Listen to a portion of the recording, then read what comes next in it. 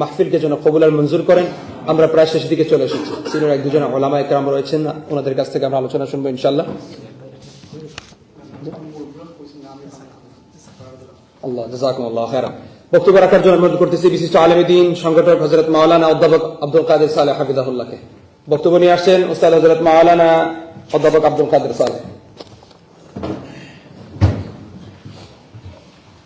আসসালামু আলাইকুম ওয়া রাহমাতুল্লাহি ওয়া বারাকাতুহু।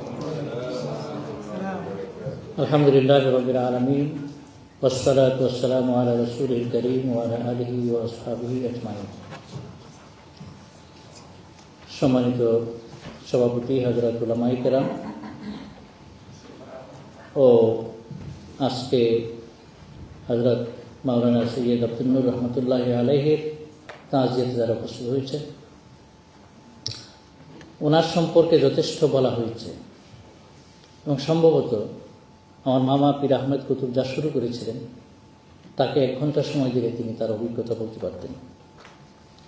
তো আমি সংক্ষেপে শুধু এইটুকুই বলতে চাই, যেহেতু সময় নেই, যে আল্লাহ রাব্বুল আলামিন ওনাকে যেন মাফ করে দেন।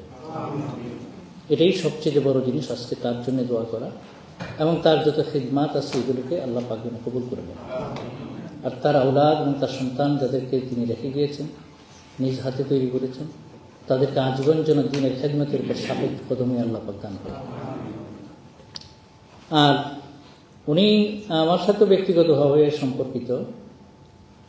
আমিও কিন্তু সৈয়দপুরে আমার একটা সম্পর্ক আছে, আমি বিয়ে করেছি সেখানে, সেই সূত্রে। এবং আমি শুনে অবাক হয়েছি, গতকালকে আমাকে নাইম ভাই বললেন যে আমার শ্বশুরের পরিবারের সাথে তাদের একটা তো গ্রামীণ একটা বন্ধন তাদের আছে, কিন্তু তিনি ছিলেন আমার শ্বশুরের মামা সম্পর্কে। এবং সৈয়দপুর গ্রামে অনেক উলামায়ে কেরাম, অনেক সিনিয়র উলামায়ে কেরাম ছিলেন, কিন্তু ওনার আব্বা যখন মারা যান তখন তিনি বলেছেন যে আমার আব্বার জানাজা করবেন আমার মামা সৈয়দ আব্দুল নূর। মানে এই ধরনের সম্পর্ক ছিল। আর আমি আজকে শুনলাম যে উনি সিলেট আলিয়া মাদ্রাসার ছাত্র ছিলেন। আমি নিজেও সিলেট আলিয়া মাদ্রাসা থেকে 1980 সালে কামিল পাশ করি এবং মরহুম আল্লামা ডক্টর ইয়াকুব শরীফ সাহেব উনিও আমার ওস্তাদ ছিলেন এবং আব্দুল নূর সাহেবের ওস্তাদ ছিলেন। শুনে আমার অত্যন্ত ভালো লাগলো।